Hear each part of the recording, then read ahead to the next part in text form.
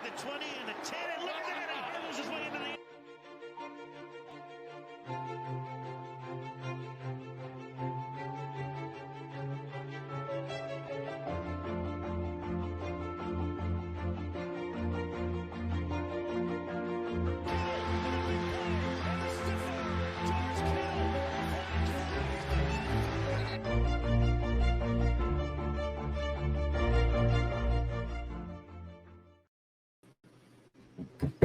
Hello, everybody. Welcome to episode 19 of Shanalytics. I'm joined by my guy, Vinny, here. First of all, for everybody watching, if you haven't checked out Vincent's stuff before, go into the link in the description. Go and check out all the content put it out. Vincent, we're about to start training camp pretty soon here for the 49ers. I believe the players report tomorrow afternoon. Before we get into everything, before I preview our topics, what have you been working on lately? What you got to look forward to? First off, thanks again, Ben, for having me on. Really appreciate it. I know we had a fun time last time talking about some stuff, having a little bit of back and forth. That's always fun. But yeah, I just dropped something for Grant a couple weeks ago. Did it with I did a important camp battles to look out for, which I think we'll get into here in a few minutes. And then I just I'm dropping something for Goldmine, I think later this week. Okay. The stream is a little choppy on my end, Vincent. Okay, I just cut in and out, guys. That's my bad. I see people in the comments, guys. I just redid my Wi-Fi, so let me know if there's still any issues, guys. I'm gonna just put that in the comments, Vincent. But sorry if I cut you off there. Sorry about that. Just continue. No, you're good. You said you had your article coming out, or you had your article recently. Yeah. We're gonna be talking about some of those training camp battles as well in there. Hey. Thanks, Pinmore. I appreciate it. Hey guys, if there's any issues, let me know. I appreciate you guys letting me know in the comments there. But yeah, we're just to preview our show. We're gonna start with some of those camp battles, like Vinny was just talking about. We're gonna go over 3 specific battles we're interested in. It's the title of this video. Then we're gonna talk about how the targets are gonna get distributed among the 49ers beyond the YAC Bros. And finally, we're going to end with some NFC West topics, some headlines from every single team. There's been a lot going on in the NFC West recently, Vinny. Just before we get into our first topic, Vinny, I wanted to ask you, is there anything you're really looking forward to with camp tomorrow? Is there any specific player you're looking at in terms of will he report, or is he going to be injured? I guess, is there any storyline you're paying attention to the most going into this 49ers training camp? I think for me, it's obviously Trey Lance versus Jimmy Garoppolo is going to get all the praise, is going to get all that. But I'm interested to see the kind of like where Nick Bosa's at in this camp. Because I think he's going to be a very, very important player if the team wants to have success this year. And coming off an ACL injury, an injury that he's had in the past, it's not necessarily an easy one to go to. And with a new defensive coordinator this year, they may be asking him to do a little bit more and coming back off, pretty much a whole year of not playing. I'm interested to see how he kind of adjusts. And, I'm interested to see this whole wide receiver 3 battle. I think it's going to be really fun to see. It's kind of it's a super open battle. Yeah. Like it's really up in the air as to who's going to get it. So I guess those are the 2 things that I'm really looking forward to. Well, with the Nick Bosa thing specifically, I just want to see if there's going to be any injury designation, like you were talking about, if he ends up on PUP at the beginning of the season, anything like that. And Kim, Korean 49er, just brought this up. I wonder if D Ford is going to be on that PUP list tomorrow as well. That's another one where I don't think there's any expectations for D Ford, but it'll certainly be very interesting to see whether or not the team actually, if he's there, if he reports what he's looking like. Because last time they allowed media into practice and all that stuff, D Ford wasn't even with the 49ers at that point in the offseason. He was training on his own. So we haven't seen D Ford since week 1 of last season or something like that. So yeah, really interested to see. And people are just talking about your background, Vinny. People are come on, man. Chance is good. That album is one of the greatest albums ever. I love that album. The most recent one was a little I'll agree with that. But I mean, the last Coloring Book, Coloring Books, yeah, Coloring Book was insane. And Bay Area Baller had a question for me. I think it was at the top. Somewhere. I was wearing the Gonzaga shirt here because I go to school there. But he's asking if they don't, Warriors should take Kispert at 7. If they have both picks, they should wait until 14. Or if they trade that 7 back and they can get him at like 11 or 12, then I think they could do that. But I think 7's a little too early. Corey's really good. I'm a little biased, but Corey's really good. No, I think that is a little early for him, though, if we're being fair. Vincent, let's get into our first topic today. Yes, sir. Let's talk about the camp battles. We got to start with the most obvious camp battle. Come on. Yeah. I didn't want to have to start the show this way, but I feel like we kind of have to. Vincent, I guess for you with the quarterback battle, do you think there's any way Trey takes over Jimmy as the starter before week 1? That's my first question. If he's ready, he's prepared, then yeah, I think he will be the starter week 1. There was one clip on Twitter or a throw that George Kittle was talking about that, not many fans can really picture Garoppolo making that throw. And I think it's just having the Niners wouldn't have their due diligence with the Trey Lance situation and kind of, be patient with it, because if you rush him, I think that's where you could find a little bit of struggle and a little bit of dip in his development, because his development is super important because of how raw of a player he is, not getting a lot of snaps last year, obviously because of COVID, and understanding just that transition into the NFL. It's easy for him to like show off and do well in practice, but once you hit a game playing up against, grown men, pros who've been in the league for, most have been for a decent amount of time, that's could be a little bit of a shock to him at first. But in camp specifically, it's really going to be up to what Kyle Shanahan sees in him and if he feels like he's ready to be put in that spot week 1. And I think knowing that you have 2 games in the first 2 games of the year to kind of that you could really take advantage of if you take it seriously. Like Detroit and the Eagles aren't the 2 best teams in the world, but it's the NFL, man. If you fall asleep against these teams, they're going to beat you. That's true. So I think those are 2 games in which that would be a good way to transition him into the league. It certainly wouldn't be a hard first 2 starts for Trey Lance. We're seeing now that the Packers, it looks like Aaron Rodgers is going to show up. He's probably going to play for the Packers. So that 3rd game will be tough, but I think you're right in terms of Trey starting those first few games. I don't think it's like you're talking about. It's NFL level. It's going to be difficult, but in terms of teams in the NFL, those are 2 good teams to start your career off against. And to me, I just want to say this, Vinny. I don't think the job is Jimmy's to lose right now. I don't think Jimmy is going to have much of an outcome on whether or not Trey Lance starts. To me, all the burden of proof is going to be on Trey Lance to go out and prove that he is going to win the job. Yeah. And I think the battle is really the battle, right? It's kind of just entirely dependent on how Trey Lance looks and, like you were saying, when he is ready. I think the only issue I kind of have with the whole Jimmy Trey thing is that people, and this might be an extreme word to use for this, but I think people are a little delusional with Jimmy because they call him a winner, right? They say, oh, we're just going to start Jimmy, and the 49ers are just going to win games with Jimmy Garoppolo. It's what he's always done. First of all, there's not much of a sample size to really show that.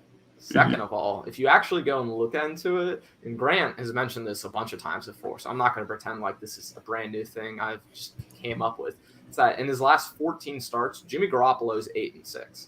Yeah. So he's better than 500, but to me, he's not the type of quarterback who's going to elevate the team around him. I think that's pretty clear. He's very solidly a tier 3, maybe even a tier 4 quarterback. So, so getting back to camp though, and how the battle is going to play out, I think to me in camp, it's all about Trey Lance getting ready to go out and show how good he is. To me, if he's going to win the job, it's going to happen in preseason. If he goes out in preseason and has a Dak like preseason, or a Russell Wilson like preseason, or any of these quarterbacks that we've seen in the past come in and really light it up, I don't see any reason why the 49ers would be willing to hand the reins over to him.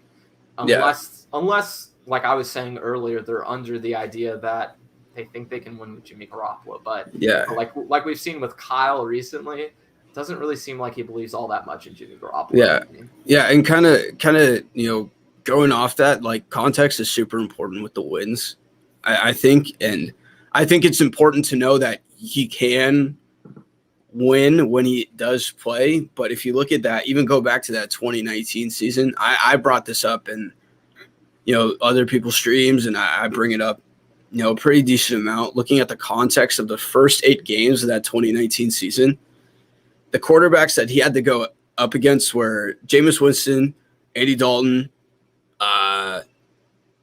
Baker Mayfield, Mason Rudolph, Jared Goff, Case Keenum, Kyle Allen, and Kyler Murray on a short week, right? And with that defense and with those guys, honestly, being frank here, it's kind of hard to lose those games if you just, play, average to a little bit above average, right? And, but at the time, they still got out and you still win those games, which Garoppolo has done.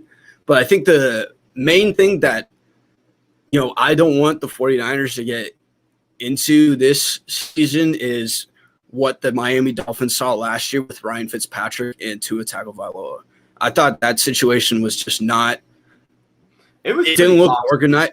Yeah, it didn't look very organized because the game – okay, Fitzpatrick started, then you bring in Tua, then you start Tua, then you take Tua halfway out the game, then you start Tua the next game, and it's just a carousel. And they still finished, 10-6? Yeah. Right? And with not that good – with honestly not as good of an offense as the 49ers, right? So having that continuity is super important. And, there is a scenario where Trey Lance is ready by week 1 and it doesn't feel like he's rushed. But if he's not ready and he's not prepared for week 1, then I don't think you can throw him into that situation. But if you make when you make that switch, though, I think they should do like what the Niners did in 2012 with Kaepernick and Alex Smith. And when you make that switch, you got to just keep it. And the timing of that is going to be super important. I agree with the timing thing specifically. To me, I would even go further as to say the second Trey Lance is the starter, I think Jimmy Garoppolo can't be on this team. And to me, it's more a function of, if you look at the emotion of the locker room, the guys there are a lot of guys who believe in Jimmy Garoppolo. And if you start Trey Lance and he isn't 100% great at first, he's not balling out like we thought he would, and then you have Jimmy Garoppolo sitting there on the bench, then you start getting in a Miami Dolphins situation where your team is questioning who the starter is, like you were talking about. There's confusion among not only the fan base, but the coaching staff and the players, and that's where I think things can get really toxic for your locker room specifically. So to me, I agree with you in the idea that once they make the move to Trey Lance, it needs to be a clean break. They can't muddy up the waters, and it can't be a teeter-totter thing, right? They kind of just have to fully buy into the Trey Lance experience once they do. And the good thing about this team in particular is that I personally don't think there's going to be any divide about who starts and who plays, because that's good. Evidence has shown that the team loves Jimmy Garoppolo, and that's super, super important into buying into your team. No one's really spoken out against him. And then, at the same time, they know NFL is a business. They understand why they made the move, and they're going to be pretty welcoming to that transition to Trey Lance whenever that day comes. So it's a pretty good situation to honestly be in. And I think if he's ready, I think they should start Trey Lance week 1. But if he's not, Garoppolo has to start week 1. Yeah, I think pretty much 99.9% of 49ers fans would agree with you on that one. And if they don't know what they're talking about. I just wanted to bring this up, though, really quick. Gavin mentioned this, and I know he's joking a little bit, but I did want to talk about this whole idea is that do you think this team is having too much pressure put on them just in general because it is considered a Super Bowl or bust type of year? To me, I just think that's too much to assume about a team that we saw lose the Super Bowl and go 6-10. I know 49ers fans have this great emotional connection to this team. They love seeing Jimmy Garoppolo go out there and win those games for them. But this team is not the same team as 2019. Yeah. It's very different, actually. I mean, very different. So what do you think about this whole mentality where it's Super Bowl or bust? To me, that's the kind of thing that I don't think this locker room will get torn apart. I don't think it will be a bad season in terms of the personalities. But if it were going to be an issue in the locker room or something like that, maybe it's because the franchise has created such high expectations for themselves. What do you think about that? Yeah, well, first off, I can only speak for myself here. I don't think this is a Super Bowl or bust year. I agree. I'm not going in with those expectations. I know. Well, I'm sorry to cut you off, Vinny, but I just want to make this pitch really quick to 49ers fans. They're not going to win the Super Bowl with Jimmy Garoppolo. That's never going to happen. I'm firmly going to say that now. If they're going to win a Super Bowl, it's going to happen with Trey Lance. And if you look at the history of quarterbacks and of paying them, for the 49ers to actually win the Super Bowl with Trey Lance, they would have to do it in years 2 to 4 of Trey Lance's contract. That would be the sweet spot to do it. So the idea that they should be trying to win or have a Super Bowl or bust year this year, to me, that would actually be counterintuitive to the way you would want to build a real playoff contender, where I think too many teams focus on, can we win a Super Bowl now, rather than when is our Super Bowl window? To me, the whole idea of roster construction and getting these rookie quarterbacks is that you can artificially create a Super Bowl window. 49ers have done that. I just don't know if they're going to buy into that Super Bowl window, Yeah, and I think there's a difference between having a Super Bowl or bust year and having a winning year. I think there's more pressure on them to have a winning season this year than winning a Super Bowl this year. Because I'm one of those guys that thinks that I think they have to. I think they kind of have to have a winning season this year. I think they should at least make the playoffs. Honestly. But because then you're talking about, you talk about pressure, right? That's real pressure in year 2 if you don't have a winning season, and that's for the last 5 seasons with a losing head coach and Kyle Shanahan. And then if it happens again the following year, obviously we don't know what's going to happen in 2 years. As tough as it is to say, Kyle Shanahan would at the very least be on the hot seat, because then that's 5 out of the 6 losing seasons, and most coaches would be out by then. So obviously I don't hope that happens. I don't think it will happen, but that's the scenario. That's something that could happen. That's super fair to bring up, but I think a lot of fans are agreeing with us. They're saying it doesn't have to be Super Bowl or bust right now. And Ekim brought this up too. The idea that this is a revenge tour 2.0 or revenge tour 3. Whatever you want to call it at this point, to me, that's the reason the 49ers are where they are right now. It's because they bought in that revenge tour mentality, and they're like, we're going to keep bringing it back. And hey, we lost Emmanuel Sanders, we'll draft Brandon Ayuk. We lost DeForest Buckner, we'll draft Javon Kinlaw. We lost Joe Staley, we'll pick up Trent Williams. Rather than looking at your team and trying to get better, it seems like the last offseason, the 49ers decided we just want to build the same team that we had last year. We had the formula. We were so close. And Tommy brought up a really great point. No, not the revenge tour, just the freaking stay healthy tour. I mean, really, I feel like that's what Vinny, you're talking about the 49ers having a losing season, right? I think the only way that happens is if they sustain a decent amount of injuries, right? To me, I feel like with the roster, with with not on offense and defense, the fourth place schedule. There's no reason, even like to me, the worst case scenario, like even if it got as bad as possible, to me would be like an 8-8 or 8-9, 9-8 season, right? That would be like the floor to me. But I feel like this 49ers team is much better than that. Better than like a 6-10 type team like they were last season.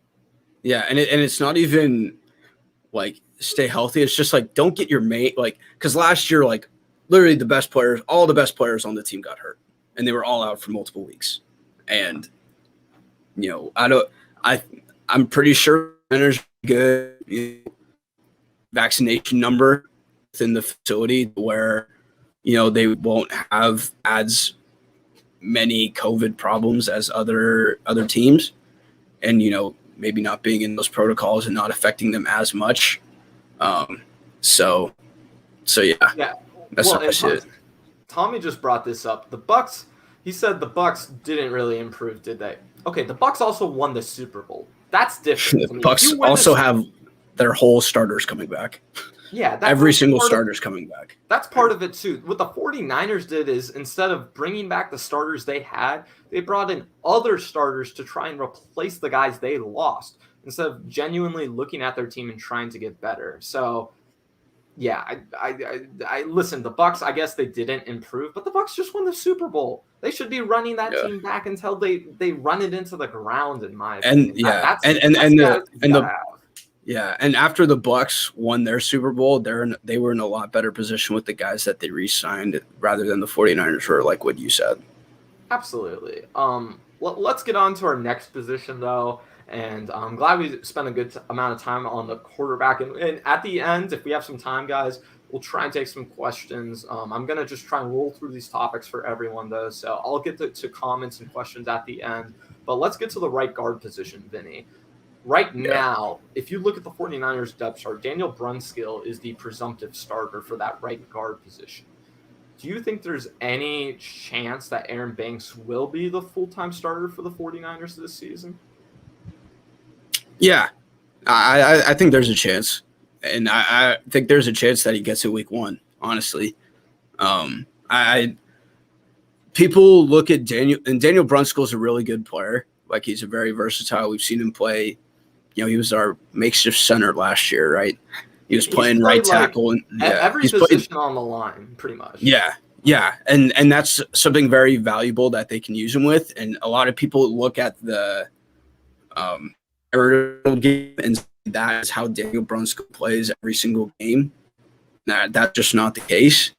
And I think this is probably the next most important battle for me outside of the quarterback battle, because not so much for who wins that job, but I think it'll be more important for Mike McGlinchey who the right guard is, because I think I look at everyone talks about offensive lines and continuity.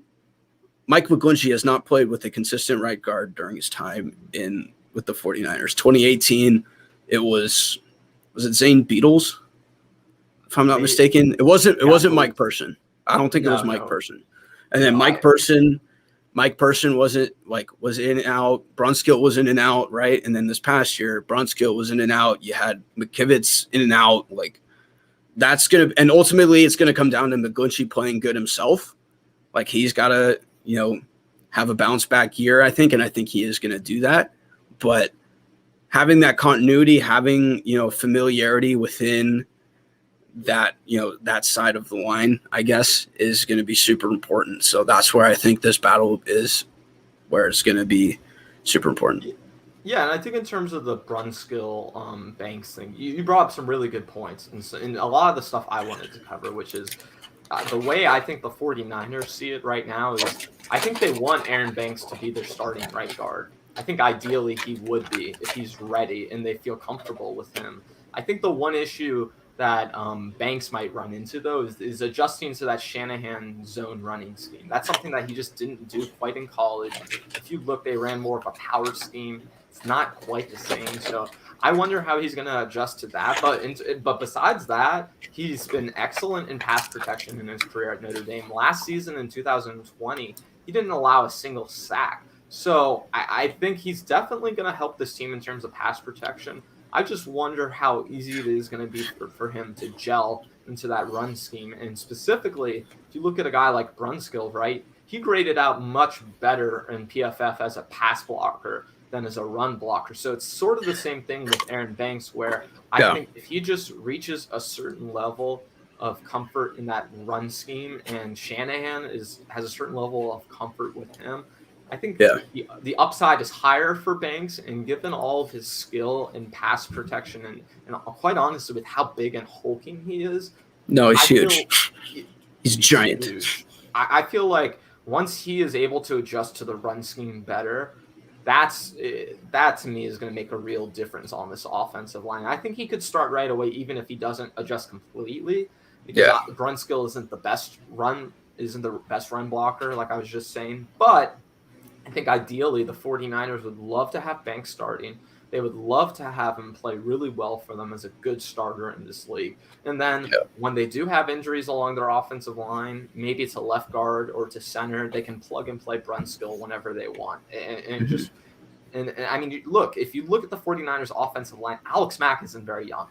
The idea that they're going to get 48 games out of him on that contract that they have him on for 3 seasons, I would love if that would happen. I just don't know if I'm going to buy that 100% right now. So to me, having Brunskill is the plug-and-play backup is the ideal situation, so that if you do run into spots where Banks struggles or Alex Mack gets hurt or like in Tomlinson something happens with him, you have that extra offensive lineman who you can plug and play right away. You don't have to worry about necessarily. So I think – just getting back to Aaron Banks for a second, I think the 49ers want him and probably expect him to start right away, but I don't think there's like all the pressure in the world because of the other player that would be playing instead. I don't think it's going to be much of a difference at first. I just think over time, Aaron Banks, if he develops into a better run blocker, that would be ideal for this team. And then you're talking about a really good, very high-level offensive line in the league. And like you're talking about, the cohesion thing is so important. So if they can get him playing on as early as possible and get him and McGlinchey like playing really well with each other and they make each other better, that's best-case scenario for this team. Yeah, for sure. All right. Definitely. Well, let's get to the next point, the next camp battle I did want to talk about. Let's talk about the cornerback position. It's pretty obvious to me, and I assume to 49ers fans, that Jason Verrett is going to be cornerback 1 for this team, barring any injury. But Emmanuel Moseley, while he has started and has played the last few seasons for the 49ers, this might be the first season where I'm starting to question whether or not he's really going to be that cornerback 2. Do you feel like Ambry Thomas has a shot at beating him out early on in that battle, or do you think this is kind of like Emmanuel Moseley's job to lose? I think a little bit of both. I think he has a shot. I think Ambry Thomas does have a shot because he is a 3rd-round pick, but I think it also is Emmanuel Moseley's job to lose because of if there was a different defensive coordinator that was like out of the 49ers system, then I think Ambry Thomas would have a better shot. But because D'Amico Ryans was in the building and was with the 49ers for the past few years, I think it gives the edge to Moseley because he knows what he's seen from him.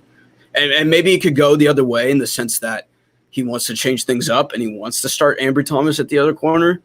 But no, I think this is another important battle looking at Moseley's stats from last year.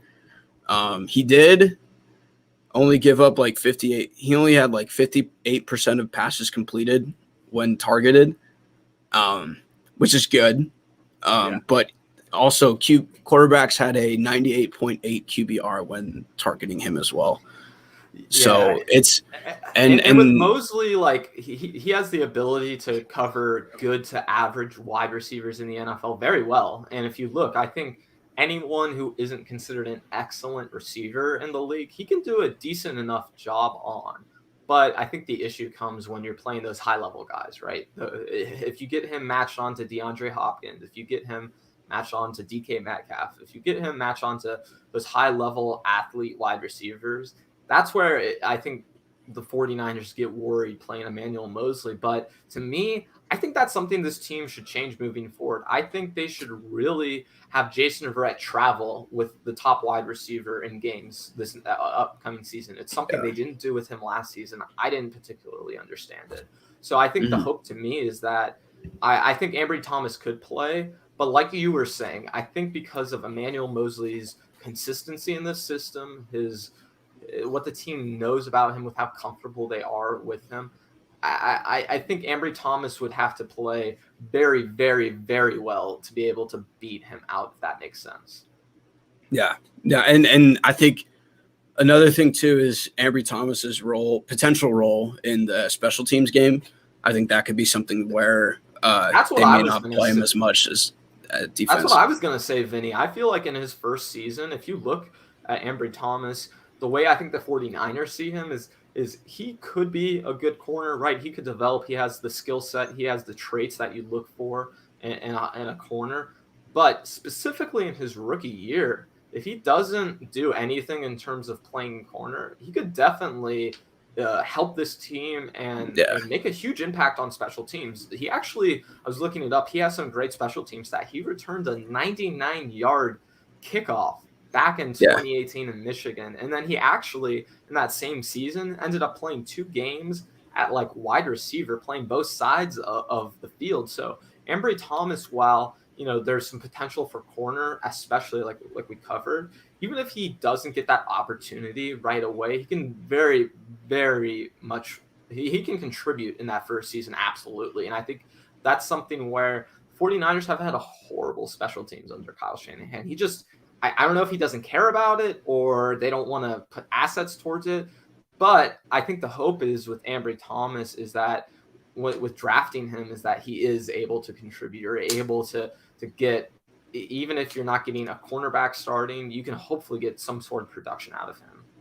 Yeah, and then someone mentioned it in the comments too. I think this is a really good battle for Emmanuel Moseley to go through.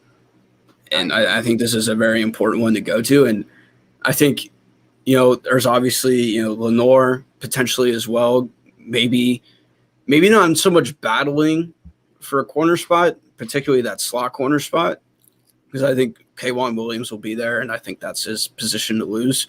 But it'll be interesting to see like what his development is, and like someone else mentioned too, like if Verrett goes down, like does it hurt not re-signing Ahkello Witherspoon? That's, I think, because this may be a hot take for some people, but I think Ahkello would be the cornerback 2 next year if he was on the roster. I just think towards the end of the year, last year he was able to gain a lot of confidence. He batted away a pass against DK Metcalf and he was talking crap to him right into his face. And I loved that. That was probably one of my favorite moments all year. And the guy is just so gifted. Like nobody can move as fluid as he can at his size. And I think most of it was just, ball location problems. Like he would, like, if you look at his tape and you look at him like guarding guys, like he's step for step with most of the guys that he's guarding. He just can't find the ball, and he can't find it. It means the receiver's catching it, right? So, I mean, that's I think where they could potentially miss out on re-signing Ahkello, but right. And people keep talking about if Verrett gets injured. Listen, I think the thing with the whole Verrett injury thing is you just can't bank on that happening one way or the other. I think you kind of just got to ride out the situation with Verrett. And I guess if there is an injury to Verrett or Moseley, which are 2 things that could very well happen, I would be really interested to see how the team reacts afterwards. If they would try and go after another cornerback, or they would have enough confidence in the guys they just drafted and say, okay, we drafted you in the 3rd round, Ambry Thomas, to play corner. You're going to be playing corner this year. So I just wonder what would happen if they did run into a situation where they had, 1 injury here or 1 injury there. I think that would be – then we would get we would understand how the 49ers feel about their depth at corner, I think especially. But I did want to move on to the next topic. We were covering Vinny. Well, let's talk about targets. So I've been writing this article that I'm working on. It'll come out pretty soon for everybody.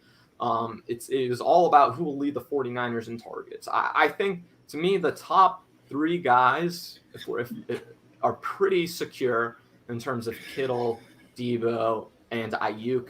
Those guys are going to get the main share of the targets. But Vinny, for you, after that, who do you think next could lead this team in targets?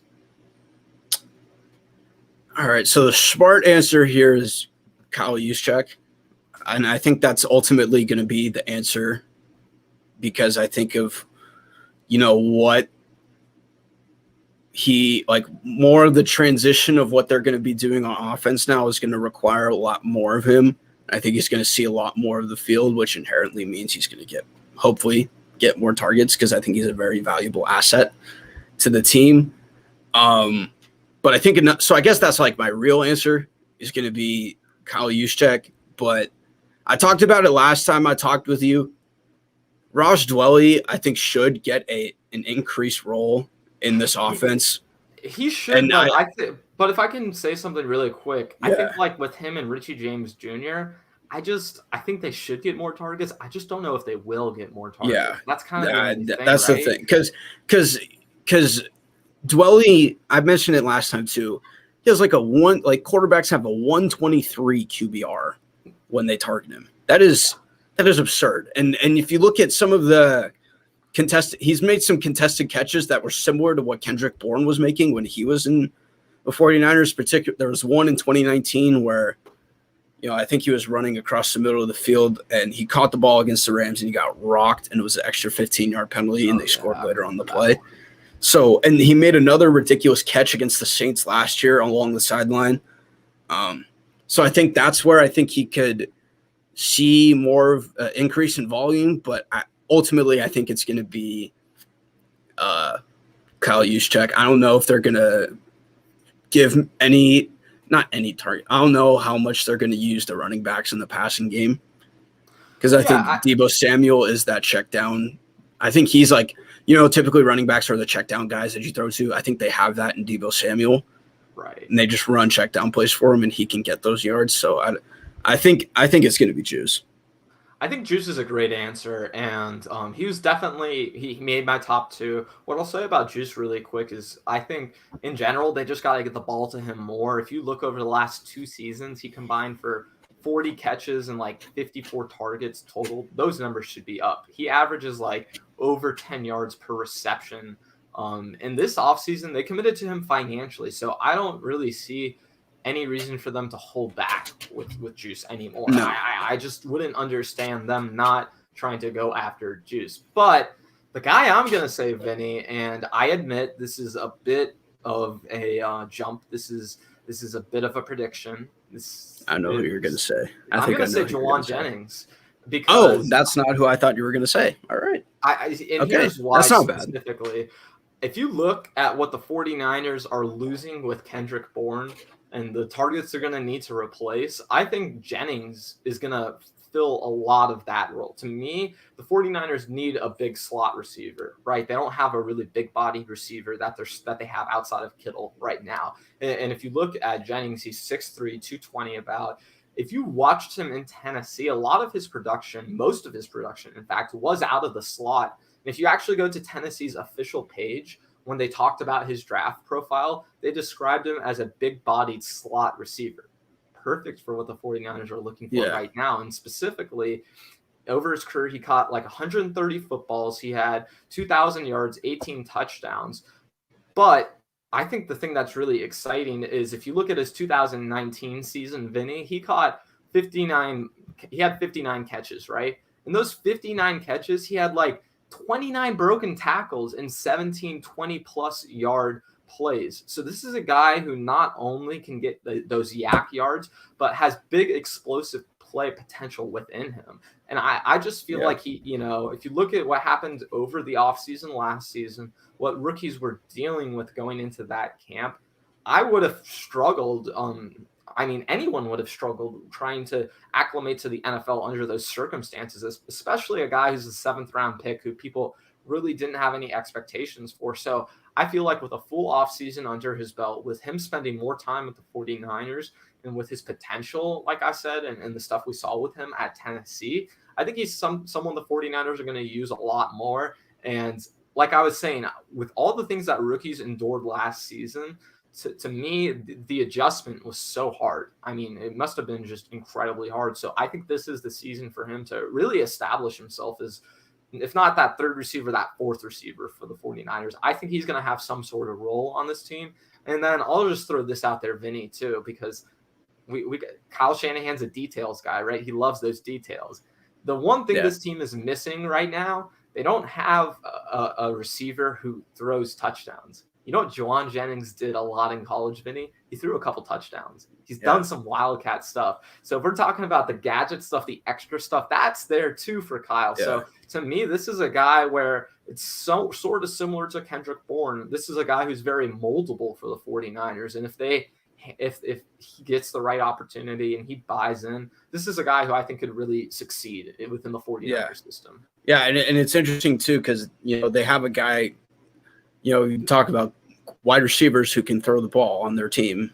They have a guy like that in Mohamed Sanu too. So he could be in this conversation too. And, you know, and who, I mean, and I wanted to say Jalen Hurd, but I just don't know where he's at with his injuries and what level he would be playing at if he were to be fully healthy, because he hasn't played in almost, 2-3 years now. And with back and neck injuries, those are serious injuries that you never know what's going to happen. So, I mean, we see what's happening with D Ford now over the course of his career. The whole neck back thing, even if you're able to play in the short term, long term for these guys who have those types of injuries, it doesn't really work out. And it is really scary to deal with. But we're going to get into the last part of our show now, Vinny. We're going to talk about the NFC West. And you know what? We'll start in a place that I don't know if you've got to talk about this yet, Vinny. I know it was big news coming across all 49ers fans' radar the last few weeks, but last week. But for you, kind of what are some of the thoughts you had about that Fred Warner extension? I'm happy that it got done before training camp started, and essentially, I mean, they got it out of the way, which I think they had to sign him, and I think missing out, looking back on last year, it's obviously, hindsight 2020, right? But I think it would have been worse than they were last year if they lost Fred Warner than losing Nick Bosa. Like, if you were to flip the two, I think they would have had a worse. Like, if Bosa played all last year and Warner was out last year, I think they would have been a worse team. He was the guy. He was the guy that was bringing everything together. And that's not to say Nick Bosa isn't an excellent player. He is. He's probably the second best defensive player on the team behind Fred Warner. It's just, that's just how it is. And it had to happen, and it did. And, they were able to do it without moving on from Garoppolo yet. I know it's just for this year, but next year, that's where I think you could see it move, and we'll see what happens there. But, now there's a sense of security within the team and the front office to where if they wanted to go get guys maybe during this period of training camp or during the season before the training deadline, they can do that now with either a move of Garoppolo or other guys that maybe, we don't really expect to get other guys in the roster. So now there's not like a glaring need that the front office needs to do with this team now, right? Like, sure, you could beef up more edge depth. You could beef up more cornerback depth. You could look for that wide receiver 3. But, I mean, those are all just filling out depth pieces. There's not a hole in the starting roster, I guess. So, yeah, it's huge. Yeah, and that's great to bring up.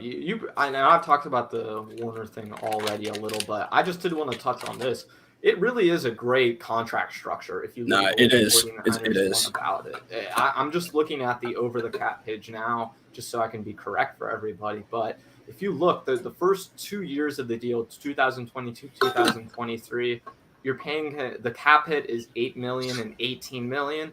And then they have an out after that year where they can get away from his contract and it'll only be $16 million of dead cap. So I don't think the 49ers would foresee a scenario where they would want to get rid of Fred Warner for a specific reason, right? But it seems like they've learned the mistake they've made with the Eric Armstead contract where they're not putting so much money and that potential out so that they do have that financial flexibility. And I think the great thing is that eventually this is the sort of deal where the 49ers are just going to restructure and re-sign Fred Warner when he's in years 3 and 4 of that deal, if he's playing well enough, right? So I think it's good both for the team and for the player, and you're offering Fred Warner the ability to maximize his value while also the 49ers have that financial flexibility where they won't be hamstrung or they won't be handicapped because of the deal. So I think overall it's a great deal for both sides. Fred Warner's going to make good money. He's going to get the money he deserves.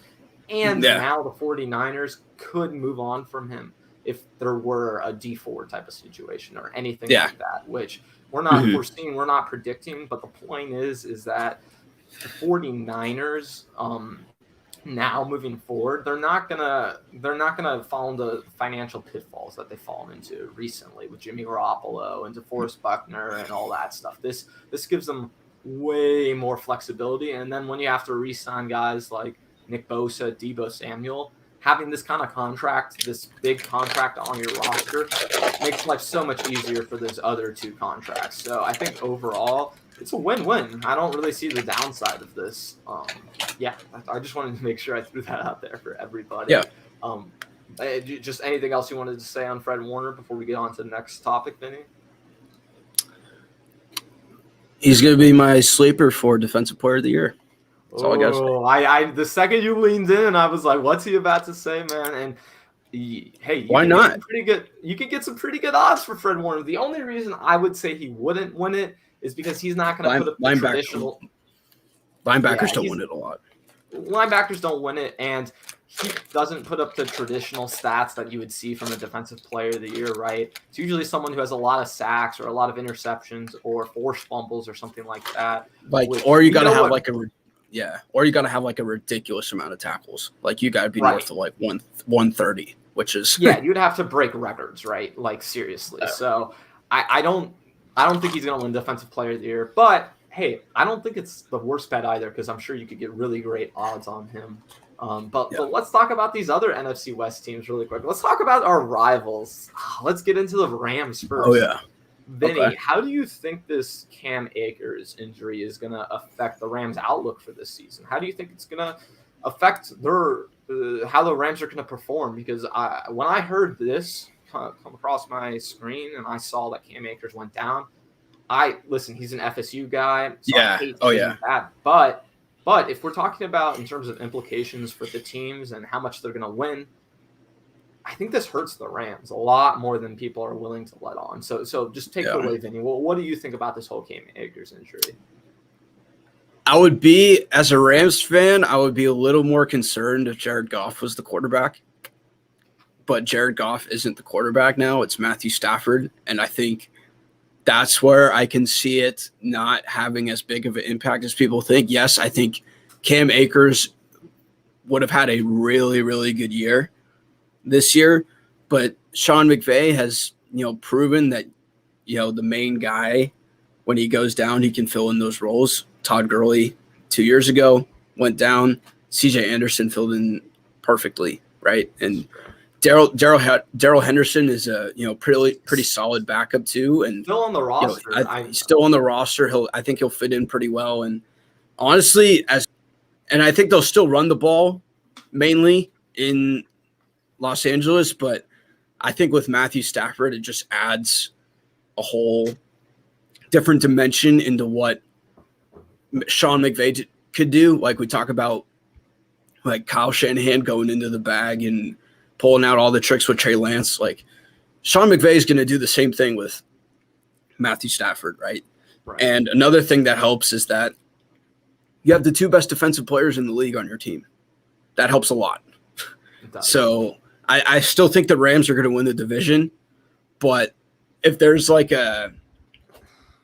like I think Cam Akers, I mean, and we'll see, right? But Cam Akers could have been, I think, that tipping point of where they could have really gone to a different level.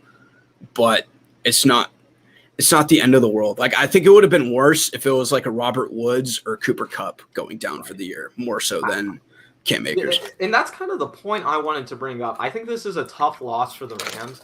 I don't think this ends their season, though. I think like what you're talking about, if anything with Cam Akers, it's more of a tipping point sort of thing, like you were saying, where it could be that extra thing that could take them over the edge versus an NFC championship or a Super Bowl appearance, right? That's kind of where I see the difference.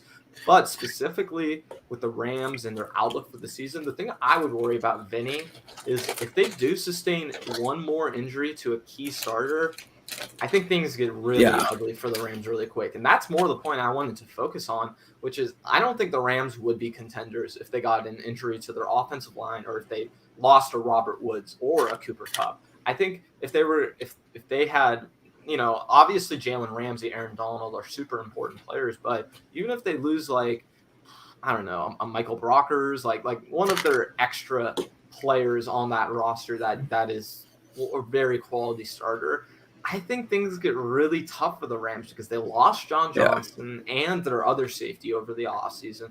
They lost a ton of depth. So I just think, plus their linebackers kind of stink. So they do stink, man. I think overall for me, it's just if the Rams do sustain one more key injury to a starter, I would really question their ability to contend in the NFC. In fact, I think if they did lose a Robert Woods or a Cooper Kupp or anyone better than those guys, I don't think they would make it to an NFC championship game or very far in the playoffs. And I think specifically with the whole Cam Akers thing, it does hurt their run game a lot. And the one thing I'll say is that with Matthew Stafford, he's never really had the greatest run game in his career. So I'm sure he was bummed out when he heard this news. You kind of have to be, man. So I think overall this is tough for the Rams, although it's not a season ender. But I think with all the risks the Rams have taken and all the capital and all the cap space they put into specific players on their roster where it's so top heavy, if they do lose another one of those guys, I think things get very, very ugly for them. And it's more so like what you mentioned with like a Cooper Kupp or a Robert Woods or even like a Tyler Higbee. Like I think those are losses, right? Because everyone and their mom knows, right, that if Aaron Donald or Jalen Ramsey get hurt, they're done. They're right. Because who are their corners? Who's their? I don't even know their second corner. Oh my God! Isn't it the kid who was famous for the pass interference? Whose name I can't remember. Oh, Roby Coleman. Yeah, I think so. Is he still on the Rams roster? I'm gonna check out the Rams cornerback depth right now. Yeah, but yeah, like I think those are the two where it's like, okay, it's really done. And even Stafford, obviously, because it's, you know, it's Matt Stafford versus John Wolford. Darius considerable Williams, gap between the two. Yeah, Darius Williams is their second cornerback. So who's Darius Williams, right? Yeah, seriously, no. Like I looked and even like Leonard Floyd, I think would be lost for them as well. That's true because he kind of opens it up. He gets like a lot of opportunities because Aaron Donald's getting double and triple teamed every game. So I mean, it would be really tough for the Rams to sustain another injury. I mean, I think things would be really ugly for their season. But let's move on to our last two topics. And Vinny, I know you got to go at some point, so just let me know if you run into any issues, man. I'm more than willing to ride the ship. But we're gonna end on these last two topics. Let's start with the Seahawks, though. Do you think this Jamal Adams move, in hindsight, do you believe it was a good decision? I don't know, because looking back on it, and we talked about it before we started recording, 3 teams in the NFC West made the same trade essentially. One, like the Rams, traded 2 firsts and a third and Jared Goff for Matthew Stafford, right? They kind of had to add the second first because they were adding Jared Goff in the trade. The Niners traded 2 firsts and a third, One was a comp pick. I think the third was a comp pick. Right. And they traded that for Trey Lance. And you understand that, right? Because it's 2 quarterbacks. And, quarterbacks are the most important position on the field. And the Seahawks make the same trade 2 years prior for a safety. And Jamal Adams is really probably a safety. He doesn't really play like a safety. Like he doesn't have he's not, and he's a really good player. Don't get me wrong. I think he's one of the best safeties in the league. But looking at the money that they're going to have to give him, probably going to be around 18 to 20 million, right? And we were looking this up beforehand. Maybe like the third or fourth most important position on the defensive side of the ball. Yeah, and just looking at the top play defensive players, there would the only players who would be paid higher than him on this defensive side of the ball who aren't a defensive lineman would be Fred Warner, Jalen Ramsey, and Marlon Humphrey. Besides that, it's all your Aaron Donalds, your Chris Jones, your Marcus Lawrences of the world. To me, when you're talking about it within that context, Vinny, I think it is tough for the Seahawks where they kind of just have to pay this guy. They don't really have an option of whether or not, they should trade him or do this with him or do that with him. They have to pay him. So considering what they have to pay him and how many defensive players there are in his area, listen, I'm not saying it's a mistake, but it's certainly a bit of an overpay for me. Yeah. No, it's horrible if they don't re-sign him. Yeah. And PFT tweeted today that they're not really close to an extension. Right. So that's a little concerning, but I mean, they kind of have to. It's kind of he's a great player again, but in a way, it's not like a total like win. It's more of like a lose-lose, I guess, because when you're paying him $20 million, and if you see the success that Seattle's had defensively in the past, their defense wasn't getting paid a lot of money. That's the thing. The secondary guys like Sherman, Thomas, Chancellor, and I think it was Brandon Browner on the other side. Right. All weren't really getting paid a lot. So, and that allowed for you to kind of build that team in other spots. And that obviously helps when you have Bobby Wagner and, Bruce Irvin, and at the time, KJ Wright. Like, their defense was very, very cheap and it was very, very good. So, well, and Kim just brought this up. They may even get into a situation where they just have to tag him, like, seriously. So that would be Oh, and like what you were saying with the way the Seahawks have paid out their players right now, they have guys like Kerry Hyder and Akello Witherspoon, right, who they brought on these Alden Smith, Alden Smith on these 1-year, 2-year deals. So because of all they had to give up with Jamal Adams, they're sacrificing the team around him. Seriously, if you look, I mean, they're just I don't know if the cost benefit is really worth it at the moment for the Seahawks, even though they're in a place where they just have to pay him. They don't really have they don't have a say in this matter. They're gonna have to pay him no matter what. So if they tag him this year, though, I don't think he'll be on the roster next year. I think he's gonna go to a different team. That's fair to bring up. If they tag him. I think that is a good point. If they do tag him, I think they have to re-sign him. Like this. Do you think they'll end up tagging him? I mean, obviously they don't re-sign him; they kind of have to. But do you think that's how this goes down, or do you think they reach a long-term deal? I think they get a long-term deal done. I just think they kind of have to at this point. I really have a choice. And I think for Jamal Adams too, this seems kind of like the perfect time to cash in on his money. I getting that long guaranteed contract for him, I feel like would be uber important for him, his future, and all that kind of stuff. But let's end on this last topic before we get out of here, Vinny. And for everybody, if you leave a few questions in the comments, I might try and get to them after Vinny hops out. After we do this last topic, I might stay in for 10, 20 minutes, answer a few of the questions you guys have for me. So just let me know if there's any of that. But Vinny, let's get to our last topic before you get out of here. What do you think about the Chandler Jones situation. Do you think the Cardinals are going to have to end up trading Chandler Jones? This is kind of like, I mean, last situation similar to this, I think, would be Jalen Ramsey in the Jaguars, right? They requested he requested a trade. They didn't really want to trade him. I don't think the Cardinals want to trade Chandler Jones, but they may be forced in their hand to do that. Which I think. Cover this for everybody with Chandler Jones. Sorry, Vinny. I just wanted to make sure I let everybody know. The reason he's asking for a trade is because he wants to be the highest paid player at his position. He's getting paid $15-16 million per year right now.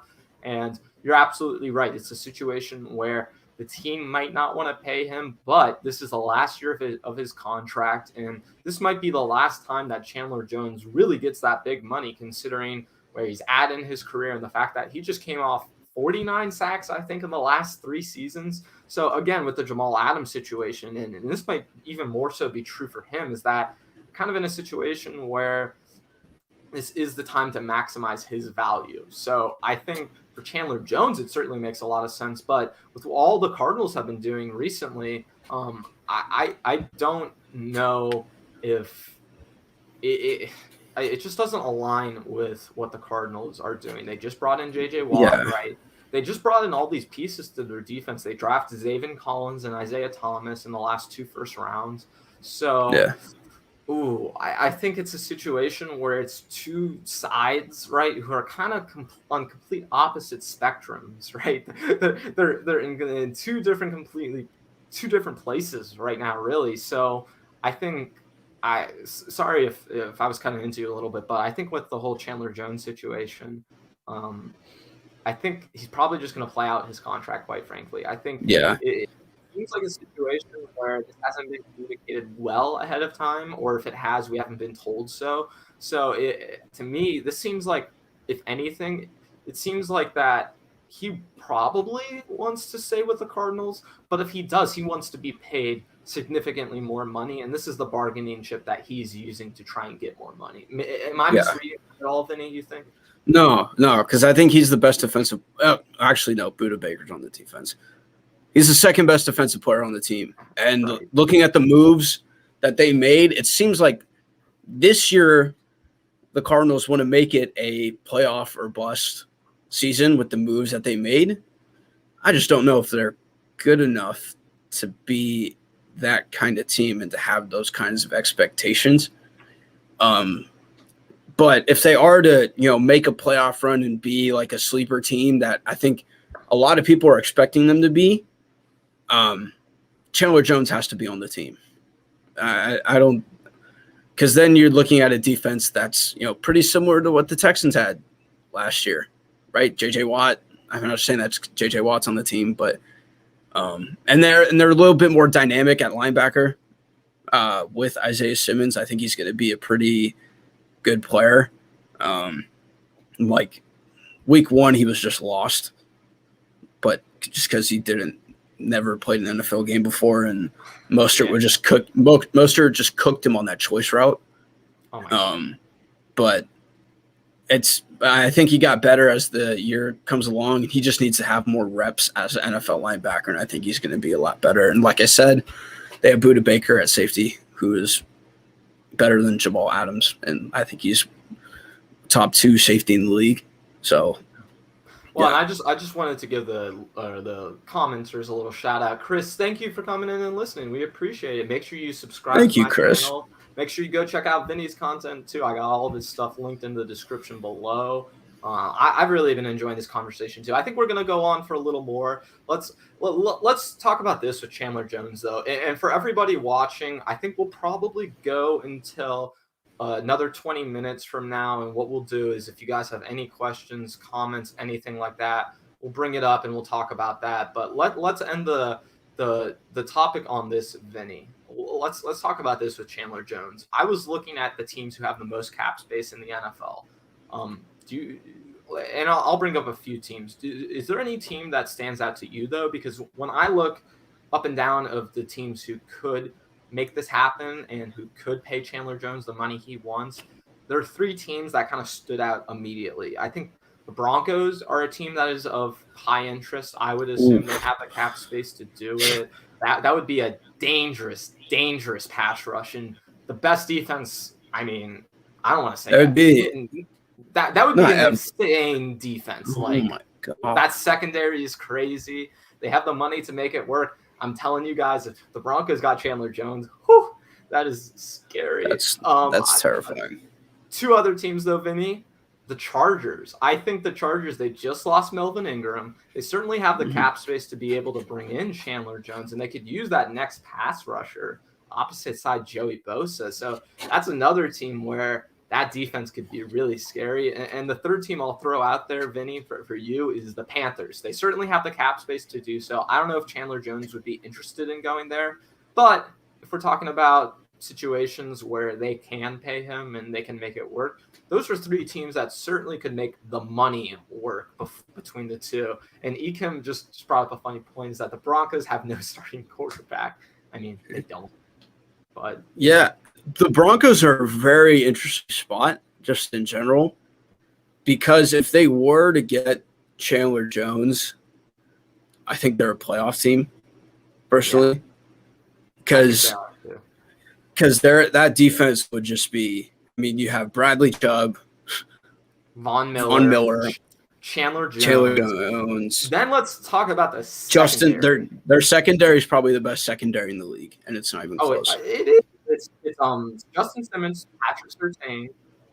It's gonna be Kyle Fuller. Kyle Fuller. That secondary would be freaking loaded. And Pinmore just brought up this point that the Cardinals don't really have good corners at all. Their corner depth is horrible. I mean, really, they lost Patrick Peterson over the offseason. In fact, I'm going to have to look this up. I don't know who their starting corners are right now. I think it's Byron Murphy. I think he's one of their starting corners. Yeah, I think you're right. Oh, my gosh. It's the Cardinals are in a bad spot. So in terms of Chandler Jones with the Cardinals, though, Vinny, do you think there's a situation that makes sense for them to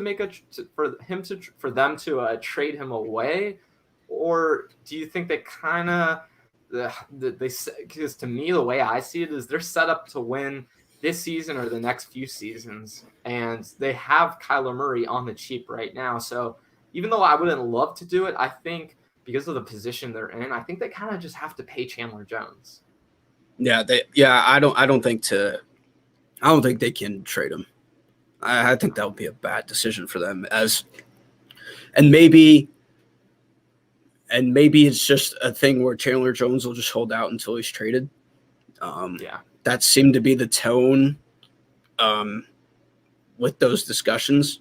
I mean, based on what we've seen on Twitter, didn't really seem like there was getting anything close, and then leading to because he actually put it in and requested a trade. So, I think they have to sign him. They got to give him what he wants, and then figure it out at the end. Figure it out later with Kyler, and because DeAndre signed, they may have to sign Simmons if he keeps being productive. And they had to give Buda the big deal, right? I mean, Buda. They got some offensive linemen that they may need to pay, right? They got Rodney Hudson. I think they kind of have to pay him. Cardinals are really in a tough spot because they don't necessarily have all the money in the world to do it. I'm just checking this out where teams lie in terms of salary cap right now. So the Cardinals have a little bit of room, but I mean, really, this is to me, it's sort of I don't know. The one thing that doesn't make sense to me, Vinny, is why the team would be so adamant on being win now, but then they don't take care of the Chandler Jones situation. It seems like to me, they bring in J.J. Watt, right? They bring in A.J. Green. They do all these things. They make all these specific draft picks that all seem like win now moves. Do you think they're just hoping that Chandler Jones shows up? Because it seems like they didn't handle their offseason the best to me. No, I that's where I'm kind of on that line too. I think this a little people are kind of overreacting and overrating the offseason that the Cardinals are having. Because on paper, yeah, it looks good for this year and next year, but eventually you're going to have to fill in those spots again. And Kyler Murray, like you mentioned, is going to get his money, and they're going to have to a lot worse. Yeah, it makes it hard to sign a lot of guys. Cliff Kingsbury, who knows what's going to happen with him? If he's going to be there, and that maybe that changes what they do. But I think that GM too, he almost got fired before he picked Kyler Murray. I mean, that guy was going to be the next GM fired if he hadn't have picked Kyler Murray and they hadn't gone away from the Josh Rosen situation. So I think the Cardinals, to me, this seems like more of a situation where I think you're right that people were overreacting. But the way I see it is that I don't think, let me phrase this right. I think Chandler Jones is willing to get traded, but I think the reason he's doing what he's doing now is so that he can get his money right now. And I think he would stay on the Cardinals if he did get his money. That seems like it's it's not the same as Davante Adams. It's a little bit different, but I think it's a similar situation where even though Davante Adams hasn't requested a trade, right? But the idea is that if this team isn't going to pay this guy what he thinks he's worth, and he's not going to get the money he thinks he's worth from that team, there are plenty of other teams that are willing to pay players. And to me, that seems like what the Chandler Jones situation is. It's not that he actually wants to be traded. It's more that he just needs or wants to be the highest paid player at his position, and regardless of who he plays for at this point, to me at least. Yeah, for sure. All right, and I do want to go through through the comments a little bit. Guys, everyone who's watching right now, make sure you like and subscribe to the channel. Make sure you go and check out Vinny's content. It's all linked below. Amin was just bringing up in the comments that we did this draft, this PFT style draft, and in picking the best defenses in the NFL, who we thought they were going to be at the end of the season. One of the teams I picked was the Broncos, and it was because of that secondary. Vinny, how do you think the Broncos, obviously the quarterback situation is what it is. People have talked about that at length, but as they're constructed right now, what do you think is the ceiling of this Broncos team? Do you feel like they can make any noise in the regular season in the playoffs, or do you think this is kind of a 500-ish team? Today, I'm saying that they're closer to 8-9 and 9-8 than say like 11-7 or 11-6. But looking at, I'm gonna pull up their schedule here really quick. They actually have a pretty. I was gonna say the Broncos have that fourth place schedule, right? The Broncos, they brought in you can go over it. Yeah, for sure. So their first quarter of their season is at New York Giants, at Jacksonville, at the Jets, at Baltimore. They could easily through with the first 4 games. And then the next quarter schedule, you got Pittsburgh, Raiders, Cleveland, and Washington football team. Yeah. Well, and 2-2 maybe. Yeah, while it seems clear to me that they're a middle-of-the-pack team right now because of their quarterback situation, Vinny, if they did trade for Aaron Rodgers next offseason, let's say, because it seems like right now Aaron Rodgers isn't going to play for any team besides the Packers this season. Just it seems unrealistic at this point to expect otherwise. Do you think, like, if they did acquire Aaron Rodgers, do you think they would still – do you think they would be, like, legit Super Bowl contenders? Because I think I would assume so, but I don't know if I'm willing to go all the ways there right now, if that makes sense. Like, I think are you saying are you saying just with Aaron Rodgers, or are you saying with Aaron Rodgers and Chandler Jones? Because that's a whole different story. Yeah, I'm saying just with Aaron Rodgers. If they just trade for Aaron Rodgers, let's talk. Then let me take the Chandler Jones topic off. Yeah, I was gonna say, because if it was Chandler Jones and Aaron Rodgers, then I think they're a Super Bowl contender. But Aaron Rodgers is a lot better than Drew Lock and a lot better than Teddy Bridgewater, and that receiving core is actually pretty underrated.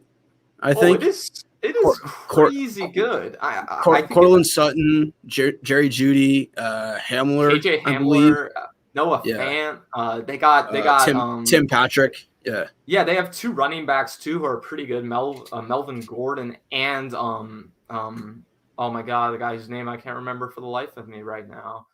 Philip, he's not. Philip Lindsay. Yeah, that's the guy. But I don't think he's there anymore. Oh no, you're right. Philip Lindsay did leave. But point being, I think the weapons they have, the team they have a very good team as constructed, really. Yeah, I agree. Yeah, and Philip Lindsay, he's on the Texans. You're right. Man, is everyone just going to the Texans to die? I mean, it seems like that's the wasteland in the NFL right now. Yeah. And I just wanted to get into the comments. Amin was asking us, who do you think's better, Jalen Ramsey or Jair Alexander? No, it's Jalen Ramsey. It's not even close. Jalen Ramsey is easily the second best defensive player in the league. It's not even debatable. To me, I think what that guy does, he is like Sherman-esque with literally shutting down, like Sherman Seattle-esque, like literally shutting down the other side of the field. He is a generational talent. The stuff he can do, he can line up on the outside with speed guys. He can line up in the slot. He can guard big guys. He can guard tight ends. He can cover George Kittle. He can cover Kittle. He can stay with running backs too. And he can blitz well. He does literally everything, and he's easily the second best defensive player in the league. And I don't even think it's close. Oh, I think so too. And in fact, I would go as far as to say I think Jalen Ramsey is a top 5, 6 NFL player overall. Honestly, I think he's absolutely. Active. And he's the type of guy when you talk about players and athleticism and guys who are just pure football players. If Jalen Ramsey was forced to play safety or wide receiver, I think he would still be one of the best at his position. I think that guy. He'd be a great safety. Oh my God.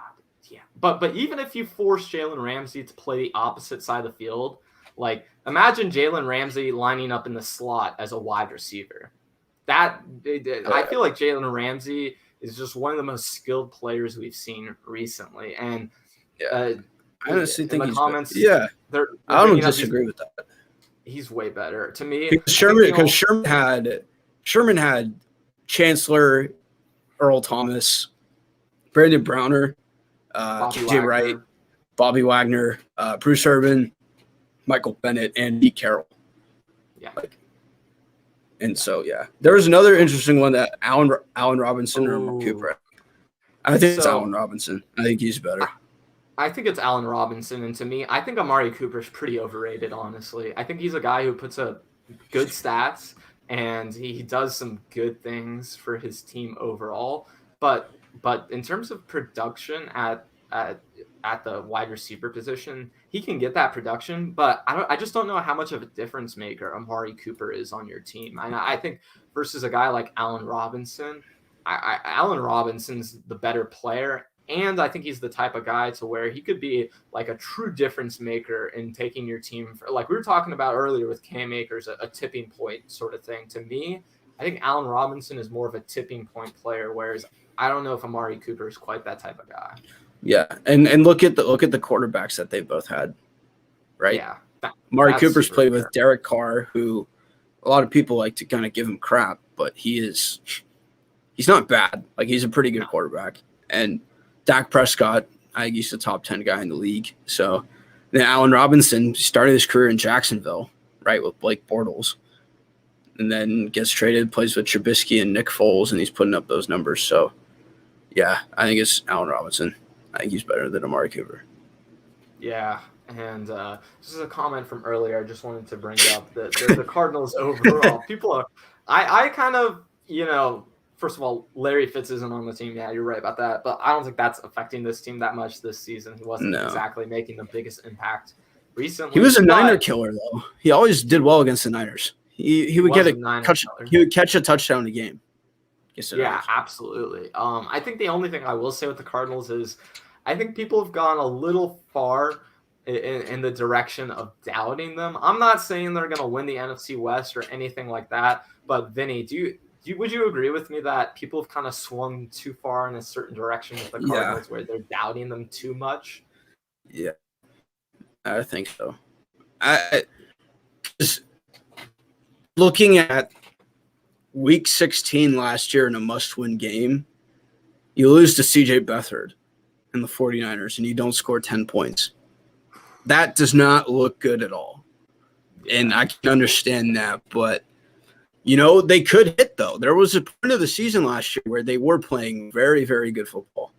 And absolutely. Especially around the Hail Murray game. I mean, that was the defining game of the season for them, really. I mean, it kind of saved their season from being a complete, total disaster if you look at it. So I think the Cardinals. And if they had a decent kicker last year too, because Zane Gonzalez missed a ton of kicks, right? If they had like Younghoe Koo, they could have been in the playoffs, honestly. So. Oh yeah, I mean, absolutely. So I think if you look at the Cardinals. The thing holding them back to me, it's always been Cliff Kingsbury, and I never really questioned that. And I think if they don't make it further, he's going to be the reason they don't. I don't think it's because of this roster, though. I think this roster is better than people are giving it credit for. I think this is a really good defense and a really well-balanced team that has a lot of different ways they can win. I just don't know if they have the right coach to do it, honestly. Yeah, and looking at the last and looking at the last 2 years, I mean, look, who is the team in the NFC West that's given the Niners the most trouble? It's been Arizona.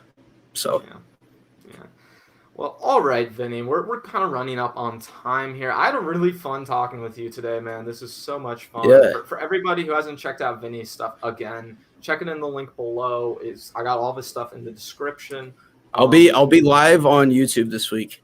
I think Wednesday. I'm going to go live. And I got your YouTube channel linked down below. So everybody, make sure you go subscribe to that if you haven't already. So for everybody, my streaming schedule, I'm just going to let you guys know. I'll be back tonight on Sunil's channel at 5:30 Pacific time. Tomorrow, I'll be back on my channel with Jose Sanchez for another episode of Shanalytics at, I believe, 1 p.m. Pacific time. And then I'll be back again with Jack Hammer on Tuesday night. Got a lot of streaming ahead of me. I'm going to be going out of town Wednesday night, so I'm trying to get in as many as possible before I do leave for the weekend. But I hope you guys enjoy this. Josh Mangold, thanks. I appreciate that. Vinny, before we get out of here, though, is there anything else you just wanted to talk about? Any other content besides your YouTube channel you wanted to bring up? I do another podcast with my guy, one of my friends at Gonzaga called Go for Two. That's more of like a general sports podcast thing. I've been posting that on my Twitter. So follow me on Twitter. My link is just right. This is my username right there. That's my Twitter handle. So feel free to give me a follow there. And thank you, Ben, for letting me on, man. This was super fun. We're going to get a stream with us two and Vish sometime soon. That's going to be fun. Oh, yeah. Of course, man. We definitely got to make that happen. And hey, thanks everybody. I appreciate all the comments. I'll see you guys later sometime. I might hop on Graham's Discord later. If I see you around, I will. Thanks again, everybody, though. I appreciate you all sticking through. Make sure you go and check out all of Vinny's stuff. Again, if you haven't already, he makes some really awesome stuff. I really love checking it out, so I highly recommend it for everybody. Thanks for coming on, Vinny. I really appreciate it. We're going to have our 20th episode of Shanalytics tomorrow, and then next week when I'm back, I'm lining up some great guests for you guys, so be ready for that. I'm gonna have some great stuff coming. Thank you again, everybody. I'll see you next time. Peace. Was it still live? I think so. All right.